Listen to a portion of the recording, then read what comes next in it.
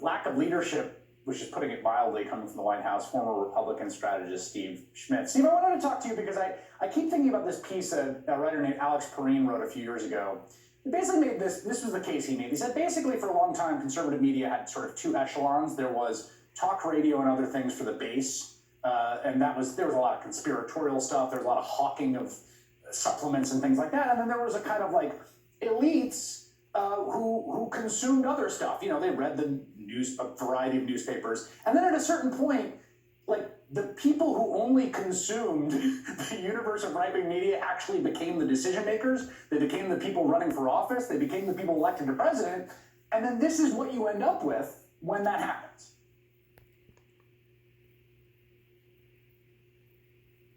Well, good evening, Chris. Total insanity for sure. And when we look out at the whole spectrum of the nonsense that's communicated to the American people through the vast and sophisticated Trump propaganda network that's heavily influenced by misinformation that's intended to divide the American people, put into the social media sphere by hostile foreign intelligence services, it's a real threat to the comedy in our country. And so we've seen all of this play out over the course of this pandemic. We've seen a president of the United States standing behind the podium blazoned with the seal of the presidency, saying, inject disinfectants, saying that I'm taking this malaria drug that could kill him.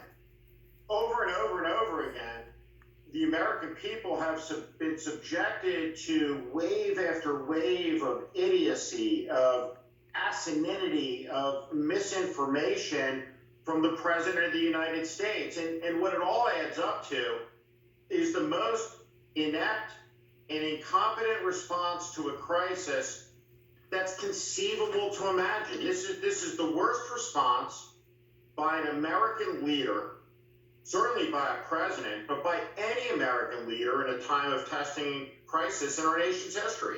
It's appallingly bad. And so as we talk right now, more Americans will be dead by the dawn.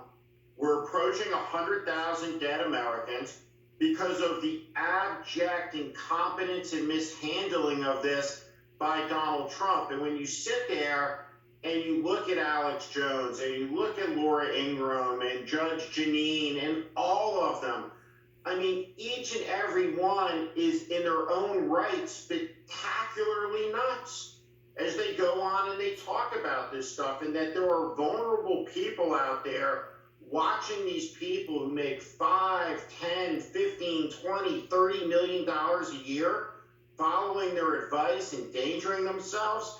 It's just tragic. It's such a lethal con and fraud that's perpetrated by these people on the American people. It's just not a word for it. It's just despicable.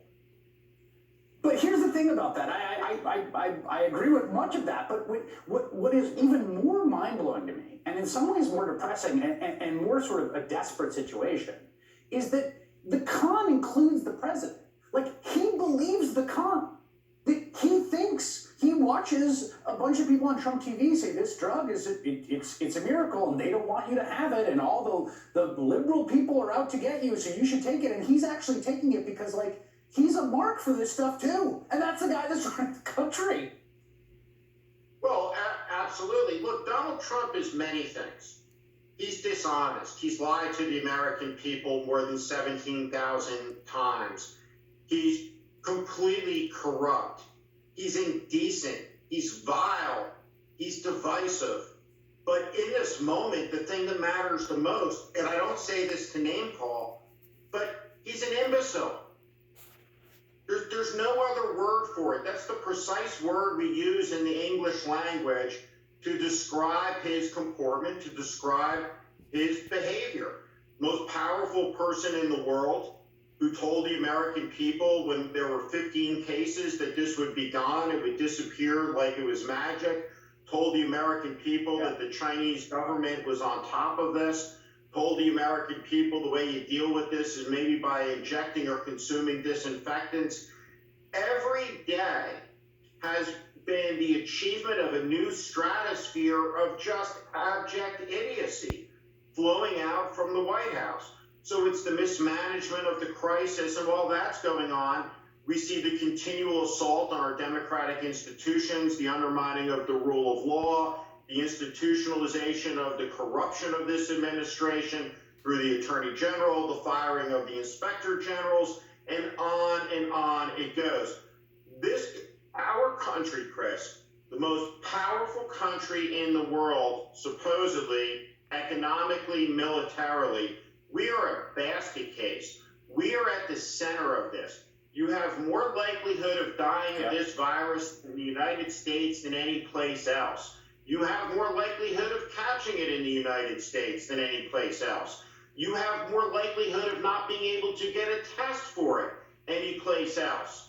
And so when we look at the totality of it, the mismanagement, the incompetence, it's so epically bad that there's no comparison to it in the whole of American history.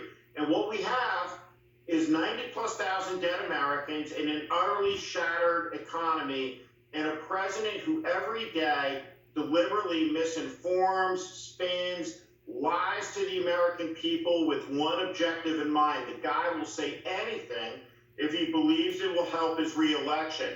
The fundamental problem for Donald Trump is the man who said, "I alone can fix it, I'm going to make America great again," has presided over a period of suffering, of mass death, of disease, and economic devastation, the likes this country has never, ever seen in the entirety of its history.